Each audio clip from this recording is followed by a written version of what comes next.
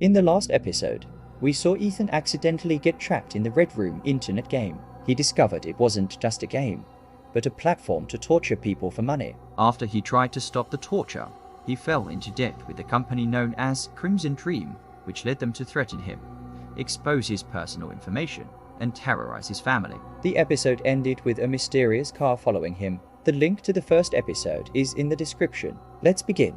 The car pulled up right next to me. The door opened. 2 huge, muscular men jumped out and grabbed me. I tried to struggle, but they were incredibly strong. They probably lift cars, not weights. They lifted me up, threw me into the car, and blindfolded me. I tried to squirm, but they tied me up. When I felt them getting rough, I gave up. Who are you? What do you want? I asked. No one answered, as if I were talking to myself. The car drove for about an hour. When it finally stopped, they took me out and removed the blindfold. I found myself in a mountainous area near Toronto. I thought, this is it. They're going to kill me here and leave. One man held me on my right, the other on my left, and they walked me toward a mountain. A door opened in the side of the mountain, revealing a dark, clean corridor with a red carpet stretching to the end. We walked to the end of the corridor and entered a large room that looked like a lounge with leather chairs. Everything was red. Red curtains, red sofas, and even the lamps and chandelier were bathed in red light. There were only 3 bodyguards in the room. I stood there, with a masked man on either side of me, completely helpless. We waited in the lounge. Then the first door opened, and a man who didn't look Egyptian came out. He was the only one not wearing a mask. The room he came from was full of monitors, like a control room. As soon as he saw me, he started speaking to me in broken Arabic. You owe us money and you haven't paid, so you will participate in the Red Room, and the people watching will be the ones who pay the money. They grabbed me, opened the second door, and shoved me inside. Get ready in 10 hours, they said, then locked the door. The room had padded walls and a padded floor, all to muffle your screams. I didn't need to wonder what they would do to me. I'd already seen what they did to that girl. I knew I wasn't just going to die. I was going to be brutally tortured first. At that moment, my thoughts turned from what would happen to me to how I could possibly escape. I started to panic. Even if I get out of this room, get past the corridor and the masked men, where would I go? I'd be in the desert. They'd find me. How would I even find my way back to a road? I have no idea where I am. For the next 3 or 4 hours, I was filled with despair. I screamed and pounded on the walls, but the padding absorbed all the sound. I understood why they'd done it. I was sitting there in despair when my hand brushed against my pocket. My phone. The idiots forgot to take my phone, I thought. The last number I called was Zane. I decided I'd try to call the last number without making it obvious, since I was sure there were cameras in the room.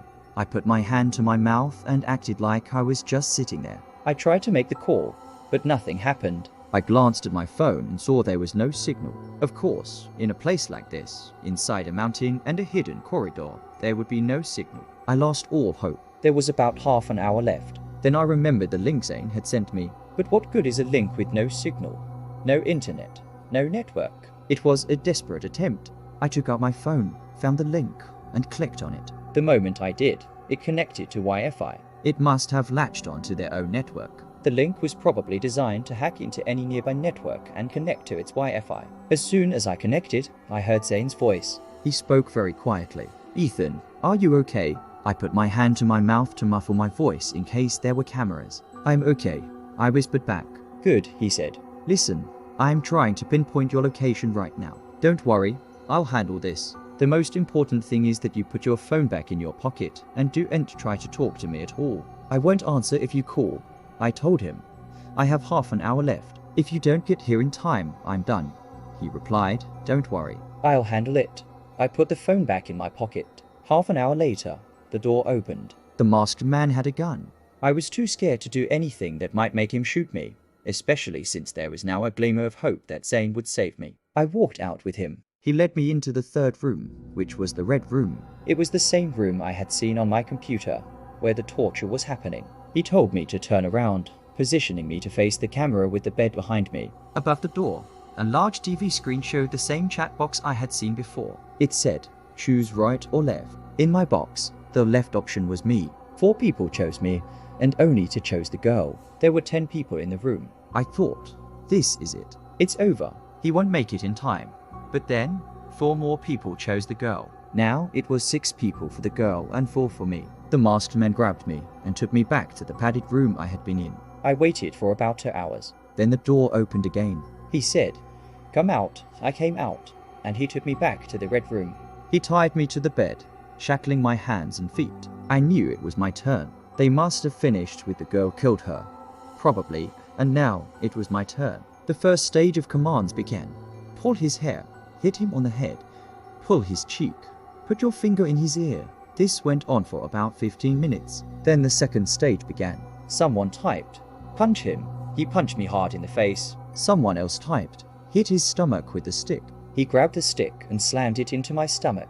I felt my soul leave my body. Then someone typed, "Slap him." He slapped me. Another person typed, "Punch him twice." He punched me twice. Suddenly, I heard gunshots. The masked man opened the door. A special forces officer was there, and the masked man tried to pull out his gun, but the officer shot him dead. They uncuffed me, lifted me up, and put me in an ambulance. As I was being carried out, I saw that all the masked men from the red room and the foreign man were lying dead on the floor. They put me in the ambulance and took me to the hospital. As I was being wheeled into the hospital on a gurney, I saw Zane standing there. He was the one who called them and set everything in motion. He asked, "Ethan, are you okay?" I just looked at him, letting him know with my eyes that I was fine.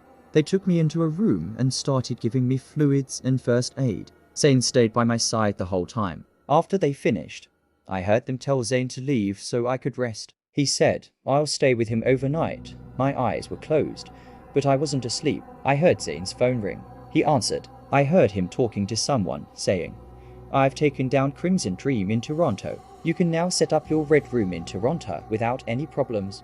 I'll be waiting for you to transfer the amount we agreed on. For more terrifying and mysterious stories, subscribe to the channel and hit the bell icon to get all the new episodes first.